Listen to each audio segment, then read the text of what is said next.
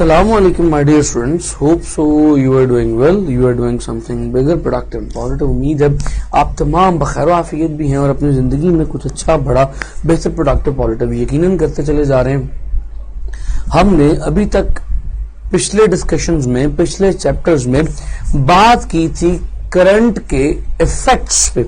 हमने देखा था कि करंट के बहुत सारे इफेक्ट्स हैं, हीटिंग इफेक्ट है, केमिकल इफेक्ट है और मैग्नेटिक इफेक्ट भी है। जब मैंने वहां पे करंट के मैग्नेटिक इफेक्ट पे बात की थी तो कहा था कि इस मैग्नेटिक इफेक्ट को अभी नहीं, आगे डिस्कस करूंगा, आगे बहुत लंबी डिस्कशन इसके मैग्नेटिक इफेक्ट पे आने वाली है। तो जी वक्त आ चुका है कि करंट के उस मैग्नेटिक इफेक्ट को डिस्कस किया जाए in the form of electromagnetism. ये इलेक्ट्रोमैग्नेटिज्म आखिर किस बला का नाम है? क्या ये किसी दवाई का नाम है? हम इस लेक्चर में देखेंगे कि इलेक्ट्रोमैग्नेटिज्म क्या होती है, इलेक्ट्रोमैग्नेटिज्म किन फैक्टर्स पर डिपेंड करती है, एक करंट कैरिंग कॉइल की या करंट कैरिंग कंडक्टर की मैग्नेटिक फील्ड कैसी होती है, और साथ ही अगर वो करंट कैरिंग कंडक्टर किसी एक्सटर्नल मैग्नेटिक फील्ड में रख दिया जाए तो उस करंट कैरिंग कंडक्टर पे क्या कोई फोर्स लगती है और अगर लगती है तो कितनी लगती है। इन तमाम सवालों के जवाब दिए जाएंगे आज के लेक्चर में। तो चलिए आज के लेक्चर का बाकायदा आगाज करते हैं। And my name is Hasan Raza. Okay dear students, तो सबसे पहला सवाल ये है कि इलेक्ट्रोमैग्नेटिज्म क्या है। So what is meant by electromagnetism? Electromagnetism कहते हैं करंट के मैग्नेटिक इफेक्ट को। हम अपनी छोटी क्लासेस में भी ये पढ़ चुके हैं कि कैसे अगर एक नेल, एक कील के ऊपर तार या वायर रैप की जाए या चढ़ाई जाए और उस तार को बैटरी के साथ जोड़ा जाए, यानी कि उस तार में से करंट पास किया जाए, तो थोड़ी देर के बाद वो नेल यानी कि वो कील मैग्नेट बन जाता है। तो यानी कि हम ये बात पहले पढ़ चुके हैं कि करंट का मैग्नेटिक इफेक्ट है, करंट मैग्नेटिक फील्ड पैदा करने की सलाहियत रखता है। करंट किसी भी कंडक्टर में से जब क्रॉस करता है तो कंडक्टर को एक मैग्नेट की तरह बिहेव करना पड़ता है, या वो करंट उस मैग्नेट को, उस कंडक्टर को थोड़ी देर के लिए मैग्नेट बना देता है। इसी फिनोमेना को इलेक्ट्रोमैग्नेटिज्म कहते हैं। So what is electromagnetism? Magnetic field produced by the current is called as electromagnetism. अब देखते हैं कि करंट कैरिंग कंडक्टर की वजह से ये मैग्नेटिक फील्ड किस तरह की होती है। सपोज करें कि मेरे पास ये एक वायर है, इस वायर में से अगर करंट पास करवाया जाए, करंट पास करवाने के लिए यानी कि मुझे इस वायर को एक बैटरी के साथ जोड़ना पड़ेगा। तो यू कैन सी मैं इस अपनी वायर को एक अदद बैटरी के साथ कनेक्ट कर रहा हूं। This is the positive and negative terminal. अगर कन्वेंशनल करंट की बात की जाए तो कन्वेंशनल करंट पॉजिटिव टर्मिनल से निकलेगा और पॉजिटिव से होता हुआ इस negative terminal of the battery पे इख्तिताम पजीर होगा। अब ऐसी सूरत में क्या ये करंट कैरिंग कंडक्टर एक मैग्नेट के तौर पे बिहेव करेगा? जी हाँ, मैं कह चुका हूं कि करंट जब भी किसी कंडक्टर में से पास करता है तो मैग्नेटिक फील्ड प्रोड्यूस करता है और इस अमल को, इस इफेक्ट को मैग्नेटिज्म कहते हैं। तो जी हाँ भाई, बिल्कुल ऐसा होगा कि इस कंडक्टर में से करंट के पास होने की वजह से एक मैग्नेटिक फील्ड डेवलप होगी और वो मैग्नेटिक फील्ड इस कंडक्टर को घेरे हुए होगी। वो मैग्नेटिक फील्ड इस कंडक्टर को रैप किए हुए होगी, उसको सराउंड किए हुए होगी। इस मैग्नेटिक फील्ड को बी से रिप्रेजेंट किया जाता है। हम जैसे इलेक्ट्रिक फील्ड के बारे में पिछले चैप्टर में पढ़ के आए हैं कि इलेक्ट्रिक फील्ड एक वेक्टर क्वांटिटी है। इलेक्ट्रिक फील्ड की direction from positive charge to negative charge होती है। तो मैग्नेटिक फील्ड के बारे में स्टूडेंट्स आपका क्या ख्याल है? क्या मैग्नेटिक फील्ड स्केलर होगी या मैग्नेटिक फील्ड वेक्टर होगी? जरा सोचिए। मैग्नेटिक फील्ड करंट का एक इफेक्ट है, जैसे कि स्टैटिक चार्ज का, रुके हुए चार्ज का इफेक्ट है इलेक्ट्रिक फील्ड। यानी चार्ज अगर रुका हुआ हो तो अपने अंदर से जो चीज एमिट करता है उसे हम इलेक्ट्रिक फील्ड कहते हैं। लेकिन अगर वही चार्ज मोशन में आ जाए तो जो चीज वो अपने अंदर से एमिट करता है वो उसकी मैग्नेटिक फील्ड कहलाती है। यानी इलेक्ट्रिक फील्ड स्टैटिक चार्ज का इफेक्ट था, मैग्नेटिक फील्ड इस मूविंग चार्ज का इफेक्ट था। जैसे इलेक्ट्रिक फील्ड की डायरेक्शन होती थी फ्रॉम पॉजिटिव टू नेगेटिव, वैसे ही इस मैग्नेटिक फील्ड की डायरेक्शन भी होती है। अब सवाल ये पैदा होता है कि इस मैग्नेटिक फील्ड की डायरेक्शन कैसे फाइंड आउट की जाए। इस मैग्नेटिक फील्ड की डायरेक्शन को फाइंड आउट करने के लिए हम सहारा लेते हैं एक मशहूर रूल का, that is called as right hand rule. Right hand rule ये कहता है कि करंट की डायरेक्शन में, ये जो आप देख रहे हैं, ये जो करंट है, इस करंट की डायरेक्शन में अपने राइट हैंड के थंब को ओपन करें, जो कर्ल ऑफ द फिंगर है, that will give you the direction of magnetic field. तो मैंने राइट हैंड के थंब को अपने इस करंट की डायरेक्शन में ओपन किया, जो मेरी फिंगर्स का कर्व है वो मुझे बताएगा कि डायरेक्शन ऑफ मैग्नेटिक फील्ड क्या है। तो यहां पे डायरेक्शन ऑफ मैग्नेटिक फील्ड मैं आपके सामने ड्रॉ कर चुका हूं। This is the direction of magnetic field. What do you से? इस वक्त direction of magnetic field anti clockwise है। अगर आप इसको डायग्राम से समझना चाहें तो हम डायग्राम भी आपके शेयर कर देते हैं। ओके स्टूडेंट्स, इस वक्त जो आप अपनी स्क्रीन पे मेरे सामने एक पिक्चर देख रहे हैं, that is the picture of current carrying conductor. जैसे ही मैंने ड्रॉ करने की कोशिश की थी, वैसे ही पिक्चर मैंने आपको अपनी स्क्रीन पे यहां पे दिखाई। तो अब आप यहां पे देख सकते हो कि जो करंट है वो कंडक्टर में अपवर्ड है, जैसे कि मेरी डायग्राम में था, वैसे इस कंडक्टर में भी करंट अपवर्ड है। और इस अपवर्ड करंट की डायरेक्शन में मैंने राइट हैंड के थंब को ओपन किया है, और जब मैंने थंब को ओपन किया तो जो फिंगर्स की कर्ल है वो in the direction of magnetic field है। तो you can see the curl of the finger will indicate the direction of magnetic field. अब इस पैदा होने वाली मैग्नेटिक फील्ड की चंद प्रॉपर्टीज हैं, चंद डायरेक्शंस, चंद कैरेक्टरिस्टिक्स हैं, जरा उनको देखिएगा। पहली चीज तो इसकी डायरेक्शन थी, जो हम आपके साथ शेयर कर चुके हैं। दूसरी प्रॉपर्टी इस करंट कैरिंग कंडक्टर से पैदा होने वाली मैग्नेटिक फील्ड की ये है कि ये जो मैग्नेटिक फील्ड है तब तक रहेगी जब तक करंट है। ये मैग्नेटिक फील्ड टेम्परेरी है, परमानेंट नहीं है। जैसे कि आपने देखा होगा, जो मैग्नेट्स आप बाजार से खरीद के लाते हैं, ये वो मैग्नेट्स जो कि आप स्पीकर में से, किसी टॉय के स्पीकर में से तोड़ के निकालते हैं, वो परमानेंट मैग्नेट है। उसकी मैग्नेटिक फील्ड लॉन्ग लास्टिंग है, यानी कि वो मैग्नेटिक फील्ड करंट से बालातर है, करंट के बगैर भी एग्जिस्ट कर सकती है। लेकिन ये जो मैग्नेटिक फील्ड हम करंट कैरिंग कंडक्टर की कह रहे हैं, ये सिर्फ करंट का इफेक्ट है, तो सिर्फ तब तक रहेगी जब तक करंट रहेगा। So this magnetic field exist until and unless the current in the conductor exists। एक बात, दूसरी बात मैं आपसे शेयर कर चुका हूं कि इसकी डायरेक्शन होती है, डायरेक्शन को हम राइट हैंड रूल से फाइंड आउट करते हैं। ओके डियर स्टूडेंट्स, तो ये तो हमने देख लिया कि कैसे एक कंडक्टर में से करंट के पास होने की वजह से उसके अक्रॉस, उसके गिर्द मैग्नेटिक फील्ड डेवलप हो जाती है। अब इमेजिन करें कि आप इस करंट कैरिंग कंडक्टर को एक और मटेरियल के पास लेके जा रहे हैं, और ऐसे मटेरियल के पास जिसकी अपनी मैग्नेटिक फील्ड है, यानी मैग्नेट। तो इमेजिन दैट, कुछ ऐसा इमेजिन कीजिए कि आप इस करंट कैरिंग कंडक्टर को एक और मैग्नेट के पास लेके जा रहे हैं। अब प्लीज मेरी बात को जरा गौर से सुनिएगा, समझने की कोशिश कीजिएगा। देखिए, एक तो हम कह रहे हैं कि ये करंट कैरिंग कंडक्टर, ये तार जिसमें से करंट पास कर रहा है, इसके गिर्द मैग्नेटिक फील्ड है, यानी कि जब तक करंट होगा ये तार मैग्नेट की तरह बिहेव करेगी। ये तार खुद भी मैग्नेटिक फील्ड एमिट कर रही है, यानी ये तार टेम्परेरी तौर पे एक मैग्नेट है। ऐसे मैग्नेट को इलेक्ट्रोमैग्नेट कहते हैं, जो करंट की वजह से मैग्नेट बने। और आपने इस तार को एक्सटर्नल मैग्नेटिक फील्ड में रख दिया। तो क्या ख्याल है, ये केस कुछ ऐसा नहीं है कि जैसे आप एक मैग्नेट को दूसरे मैग्नेट के पास ले जाएं। तो आप जानते हैं कि जब आप एक मैग्नेट को दूसरे मैग्नेट के पास लेके जाते हैं तो यहां तो अट्रैक्शन या रिपल्शन का फिनोमेना होता है। इन सिंपल वर्ड्स, जब एक कंडक्टर को दूसरे कंडक्टर के करीब ले जाया जाता है, एक मैग्नेट को दूसरे मैग्नेट के करीब जब ले जाया जाता है, तो उस मैग्नेट पे दूसरे मैग्नेट की वजह से फोर्स लगती है। यहां पे भी कुछ ऐसा ही होगा। हम क्या करने लगे हैं, इस करंट कैरिंग कंडक्टर को एक्सटर्नल मैग्नेटिक फील्ड में ले जाएंगे। सो अब हम देखेंगे कि क्या इस पे कोई फोर्स लगेगी। Force on a current carrying conductor. हम इस एक्सपेरिमेंट को करने से पहले अपनी एक राय कायम कर चुके हैं।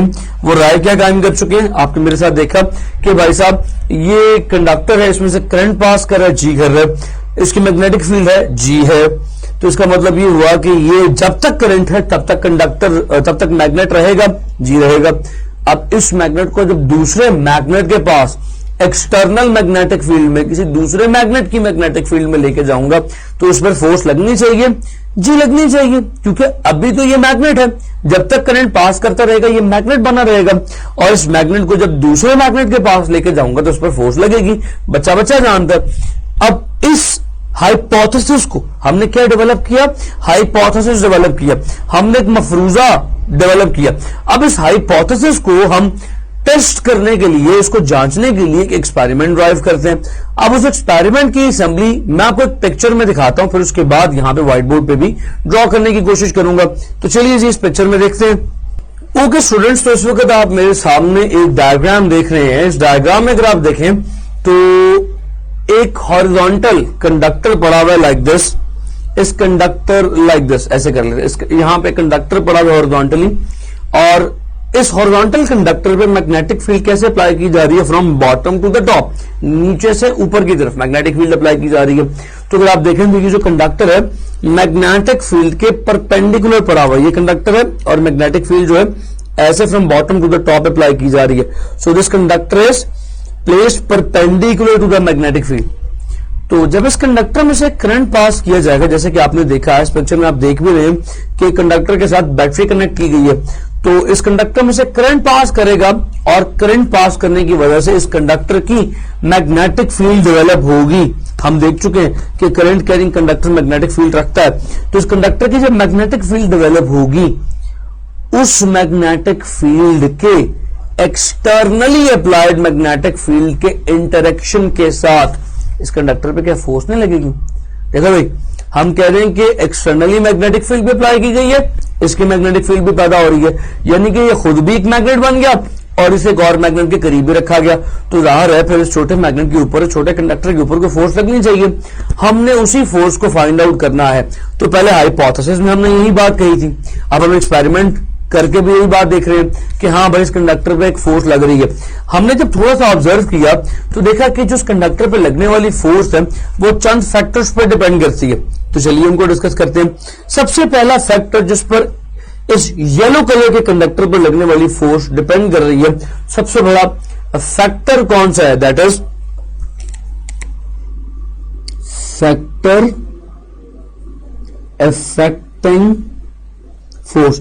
तो सबसे बड़ा और सबसे पहला फैक्टर है करंट। देखिए जी, करंट ही वो रीजन है जिसकी वजह से इस कंडक्टर पे फोर्स लग रही है। अगर करंट ना हो तो ना इसकी मैग्नेटिक फील्ड होगी, ना इस पर फोर्स लगेगी। लिहाजा करंट इस पर फोर्स का रीजन है। तो लिहाजा जो फोर्स है वो डायरेक्टली प्रोपोर्शनल है करंट के। ज्यादा करंट पास करेंगे, ज्यादा फोर्स ये कंडक्टर एक्सपीरियंस करेगा, यानी ये खुद भी ज्यादा स्ट्रांग मैग्नेट बनेगा। जितना स्ट्रांग ये मैग्नेट बनेगा उतनी ज्यादा दूसरा मैग्नेट उस पर फोर्स लगाएगा। तो ये तो हो गई पहली रीजन या पहला फैक्टर। तो चलिए जी इसके अगले फैक्टर पे चलते हैं। इसका अगला फैक्टर है लेंथ। जो इस पर लगने वाली फोर्स है वो इसकी लेंथ पे भी डिपेंड करती है। जाहिर है देखें, जितना छोटा कंडक्टर होगा उतने कम हिस्से पे फोर्स लगेगी और जाहिर है फोर्स कम होगी, और जितना बड़ा कंडक्टर होगा उतने बड़े हिस्से पे फोर्स लगेगी और जाहिर है फोर्स भी ज्यादा होगी। इसी एग्जांपल मैं बच्चों को कुछ इस तरह से दिया करता हूं कि अगर आप मोटरवे पे जा रहे हैं और आप अपनी गाड़ी से अच्छी खासी स्पीड पे एक उंगली बाहर निकालें तो एक उंगली पे थोड़ी सी हवा की फोर्स लगती है, हवा की रगड़ की फ्रिक्शन की फोर्स थोड़ी सी उंगली पे लगती है।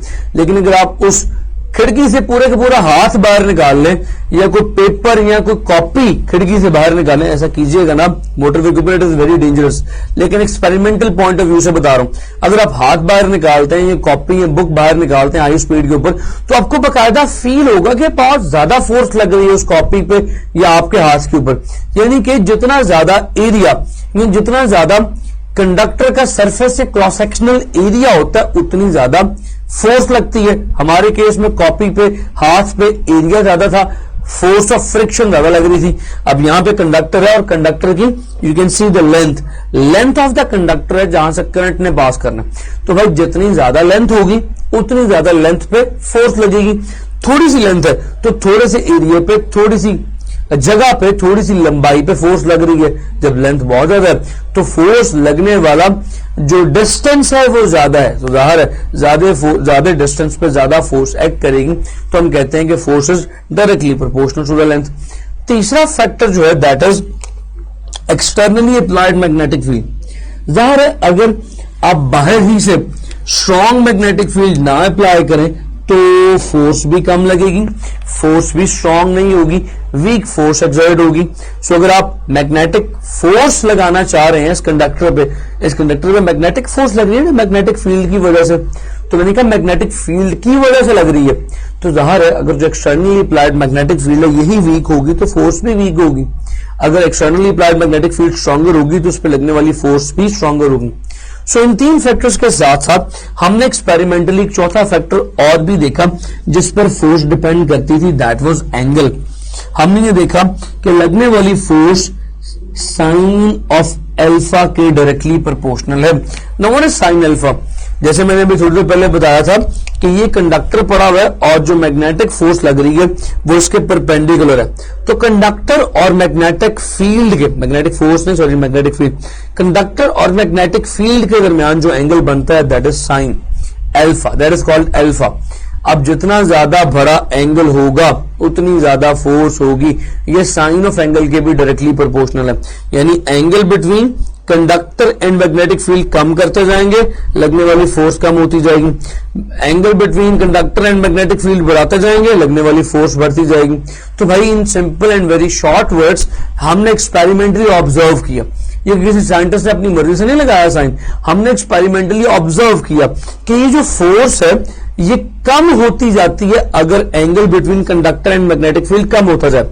यानी कि अगर ऐसे हो कि ये कंडक्टर पड़ा हुआ है और मैग्नेटिक फील्ड बिल्कुल इसके पैरेलल है तो इस कंडक्टर पे कोई फोर्स नहीं लगेगी, इस कंडक्टर पे फोर्स तब लगेगी जबकि अगर ये कंडक्टर के परपेंडिकुलर मैग्नेटिक फील्ड एक्सर्ट हो रही हो, इस कंडक्टर के परपेंडिकुलर मैग्नेटिक फील्ड एक्सर्ट होगी तो इस कंडक्टर पे मैक्सिमम मैग्नेटिक फोर्स एक्सर्ट होगी।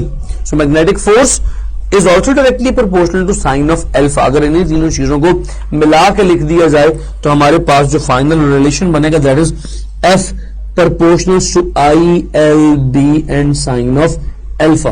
तो यहां तक तो बड़ी सिंपल सी बात होगी। अब प्रोपोर्शनलिटी को हम इक्वालिटी में कन्वर्ट करेंगे और यहां पे आ जाएगा एक कांस्टेंट, ये बन जाएगा F is equal to K I L B sine of alpha.